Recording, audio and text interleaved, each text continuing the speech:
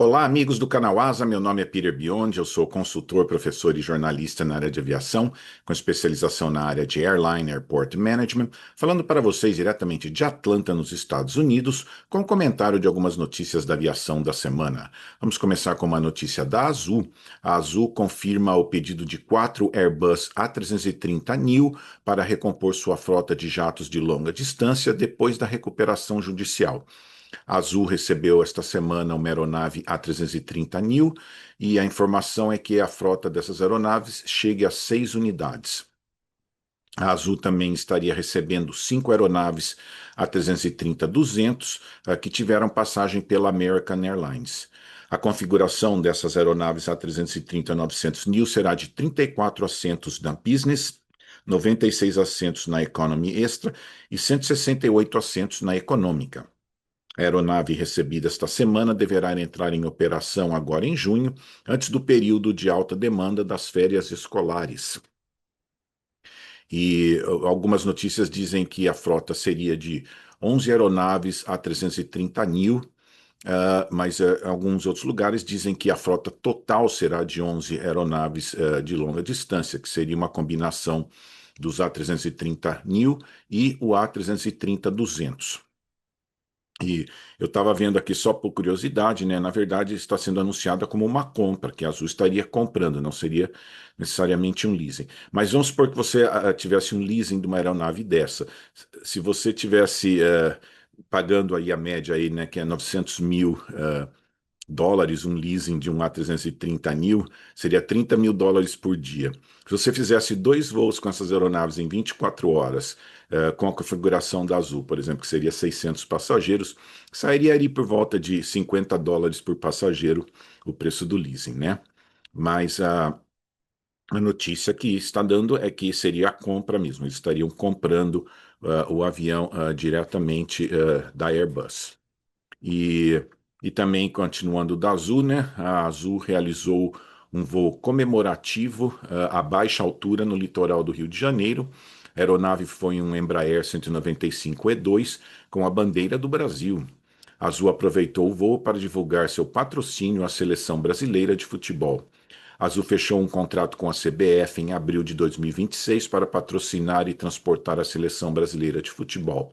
O contrato vai até fim de 2030. O acordo também vale para o time principal masculino e feminino, categorias de base, futsal e beach soccer. A Azul está usando um Boeing 767 arrendado da África do Sul para levar a seleção brasileira para os Estados Unidos. E outras empresas também estão aproveitando para pintar seus aviões com coisas comemorativas da Copa do Mundo.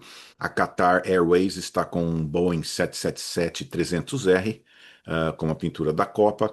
A American Airlines tem um Boeing 737-800. A Ibéria tem um A350-900 e aerolíneas argentinas têm um A330-200. Eles escreveram assim, a aeronave mais argentina do mundo. Eu vi uma foto, me parece que ela tem o número 10 atrás ali no avião, né? É, querendo provavelmente mencionar o Messi, né? Mas estão aproveitando aí toda essa Copa do Mundo para usar essa maneira de fazer publicidade com os aviões. Só para vocês terem uma ideia, o nome disso em inglês é livery, tá? Quando o livery seria um uniforme de identificação, um emblema, né? É um estilo de pintura que mostra propriedade ou afiliação. Então, quando a gente fala em inglês a pintura do avião, você chama de livery, né? E é muito interessante você pensar, né, que o livery de um avião é um outdoor móvel, né? É caro você ter um outdoor. Então imagina aquele avião fazendo publicidade para você em vários aeroportos do mundo, onde tem um público que voa, né? Então o jeito é você ter um outdoor móvel. Então as empresas aproveitam aí a Copa do Mundo para usar os seus aviões como objeto de publicidade, né? Então, a Azul, com esse voo, está na internet, vocês podem assistir, muito bonito, pegaram imagens muito boas aí, e um bom passo de publicidade da Azul aí, muito esperto aí de usar o Embraer também, né? Muito, muito boa esse motivo de publicidade aí. Parabéns aí, Azul. Agora uma sobre o preço do querosene de aviação, né? A Petrobras anunciou nessa segunda a redução de 14,2% no preço do querosene de aviação. Esse ajuste representa diminuição de R$ 0,93 por litro. Nas refinarias, o novo preço varia de R$ 5,48 a R$ 5,69 por litro. O combustível pode representar de 30% até 45% dos custos, né, de uma empresa. Desde janeiro deste ano, o querosene de aviação subiu 54,5% no Brasil, o que seria mais ou menos R$ 1,98 por litro.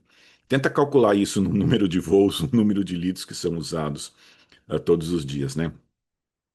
E o governo também anunciou por mais 2 meses a desoneração do PIS/COFINS que incidem sobre o querosene de aviação. A Petrobras tem participação de 85% na produção do querosene de aviação no Brasil, mas o mercado é aberto para livre concorrência. Há outros impostos sobre o querosene de aviação, né? O federal é o PIS e o COFINS. O PIS é o imposto que paga seguro-desemprego, abono salarial. O COFINS ele financia saúde, previdência e assistência social, né? Tem esses impostos no querosene de aviação. Estadual é o ICMS. Só para ter uma ideia, em São Paulo é 12%. Eu acho relativamente alto.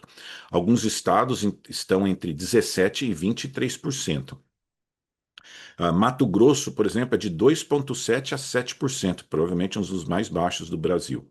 E era interessante, eu soltava o avião do Brasil para o Chile comum, e às vezes nós abastecíamos para ida e para volta. Então imagina o preço de carregar um combustível que você não estaria usando, né? Queima combustível para carregar combustível. Mas às vezes a diferença de preço do Brasil para o Chile era tão alta que valia a pena você abastecer em São Paulo para ir e voar. Então é comum, já tem vários casos, alguns amigos já falaram que eles abastecem às vezes para ir e para volta, porque o combustível é tão caro no outro aeroporto que vale a pena gastar combustível para transportar combustível. E só para ter uma ideia, o aeroporto de Guarulhos consome 8 milhões de litros de querosene de aviação por dia. Então, quando eles falam desses combustíveis sustentáveis, tudo, o maior problema é a escala da produção. Como que você vai conseguir, por exemplo, fornecer 8 milhões de litros de querosene ou de combustível alternativo, né, de aviação por dia, né? Então, é uma coisa bem grande assim, não é simples produzir esses combustíveis sustentáveis, né? Mas tá aí, boa notícia, o que não significa que vai abaixar o preço da sua passagem, principalmente que perto das férias agora, o preço sempre será mais alto, tá? Ah, Agora, uma da Latam Brasil, né? A Latam Brasil inaugurou a rota direta entre São Paulo e Bruxelas, sendo a única empresa aérea a operar essa rota sem escalas. O voo inaugural teve ocupação total. O voo será operado com o Boeing 787-9, com 3 frequências semanais. O avião tem 30 assentos em business e 270 em classe econômica. O voo tem duração de 12 horas. Na área de carga, o forte são os produtos farmacêuticos. Geralmente, produto farmacêutico tem uma tarifa muito boa, eles pagam muito bem para o transporte aéreo, né? E esse é o 10º destino europeu da Latam Brasil. E só para vocês saberem, né, a Bélgica é sede da União Europeia, a economia é forte em químicos, plásticos e área farmacêutica. Inclusive, eu tenho um primo lá que trabalha nessa área de plásticos.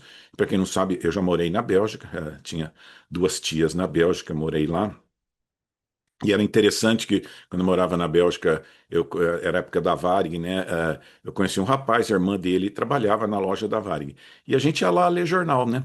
A loja da Varig era como uma embaixada do Brasil. As pessoas paravam lá para ver outros brasileiros, conversar e ler jornal. Tinha um sofá ali na entrada, né? Então era muito interessante isso, né? Como a loja da Varig lá em Bruxelas era como se fosse uma embaixada, né? Mas tá aí, ótimo destino aí da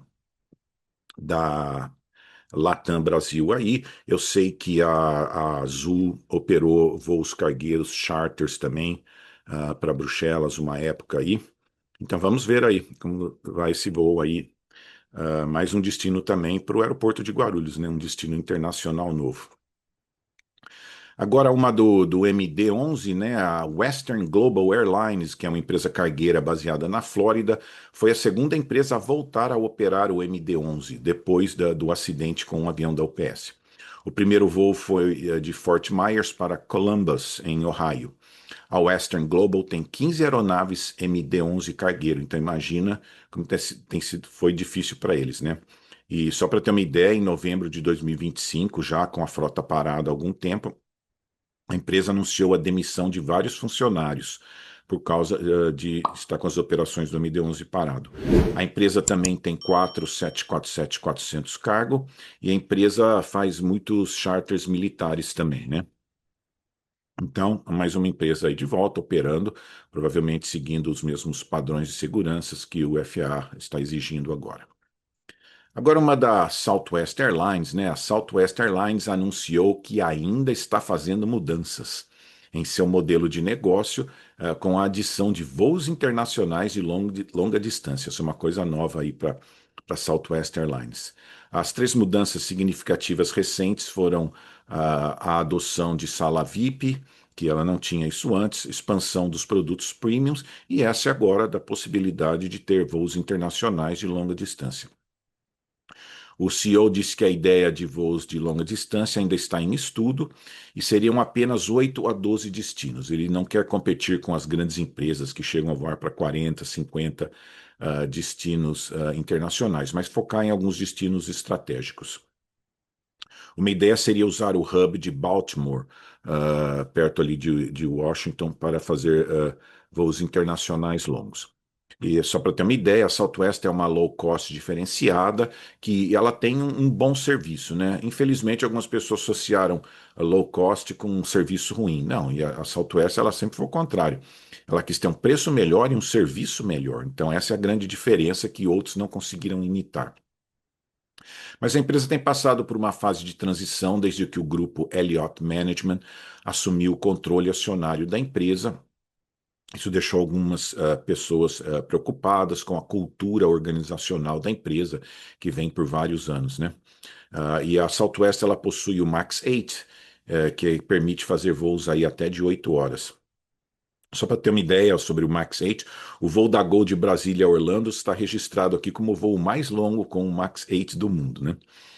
Por exemplo, um Baltimore a Londres seria de 7 a 8 horas. Então, é uma coisa nova aí para a Southwest, que passou por todas essas mudanças e também viu, né, que só vender barato também não ajudaria muito. Ela está procurando oferecer assentos melhores nos aviões e ter uma renda melhor aí nos voos, né? E vamos ver aí, ainda estão essas mudanças todas aí, não deu para decifrar se foi melhor ou foi pior. Vai ainda levar talvez 1, 2, 3 anos aí para ter uma conclusão do que vai acontecer, né? Mas é toda aquela reformulação do sistema low cost. Hoje está tão difícil dizer, né? O que é low cost ou é low fare? Você pode ter um custo operacional baixo, mas suas passagens são baratas. Então tem que analisar, né? Tem muitas empresas que a gente chama de híbrida, que é uma mistura um pouquinho de low fare com não low fare, né? Tem muita empresa que gosta de ser chamada low fare, low cost, né? Mas na verdade não é, né?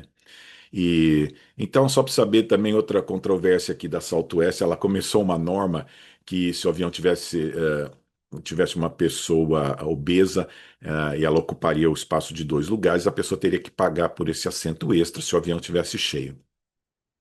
Eles acabaram mudando essa norma e agora eles não cobram a mais, mas eles mudam o passageiro para outro voo com mais lugares. Então, é um jeito deles acharem que não vão perder aquela revenue, né, daquela pessoa que eles estão ocupando 2 lugares, né?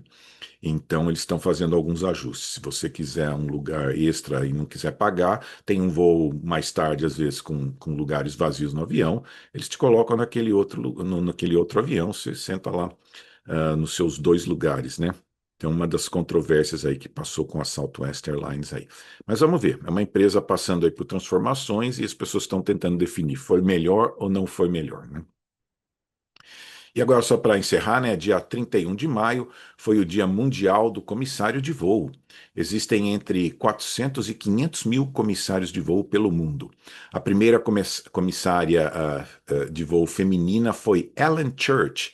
Ela era enfermeira e piloto e convenceu a empresa Boeing Air Transport, que é a United hoje, que deveriam contratar enfermeiras para cuidar e ajudar passageiros nervosos.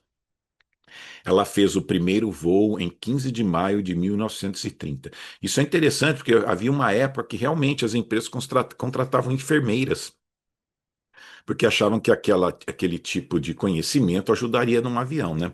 Hoje você tem todo um sistema, você pode ligar para um sistema se algum passageiro está passando mal. Na época os voos eram lentos, né? Então havia essa mentalidade de que se você fosse enfermeira, você tivesse certas vantagens para ser uma comissária de bordo, né? E só para saber como a situação no Brasil, né?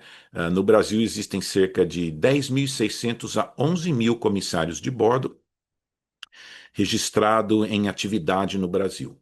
Aproximadamente 70% são mulheres, 30% são homens, e só a Latam Brasil tem 5.000 tripulantes de cabine. Para ser comissário, você precisa ter 18 anos de idade, ter ensino médio, uh, estar quite com as obrigações militares eleitorais e possuir o certificado médico de segunda classe. Tem que ter concluído um treinamento e fazer pelo menos 5 horas de voo supervisionado, né? Tem algumas qualificações.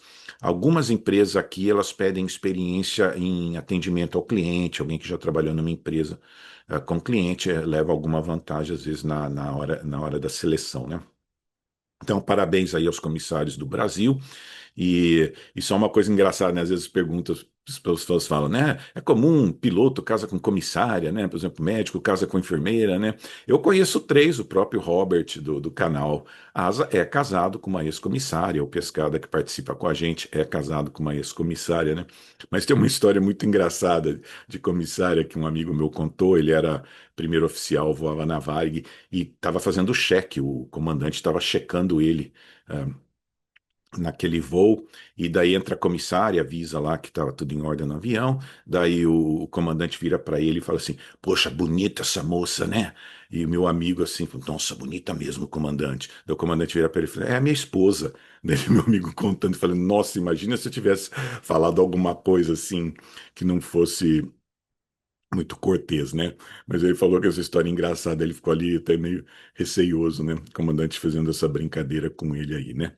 Mas então tá aí. Dia dos Comissários, parabéns a todos aí. E essas são as notícias aí da semana. Pedimos a todos que assinem o canal, recomende para os seus amigos e deixe os seus comentários, que são muito importantes, incluindo ler os comentários de outras pessoas. Se você tem uma resposta que alguém no canal pergunta, você pode saber de algum assunto, alguns mais detalhes, então, por favor, deixe os seus comentários. Muito obrigado a todos.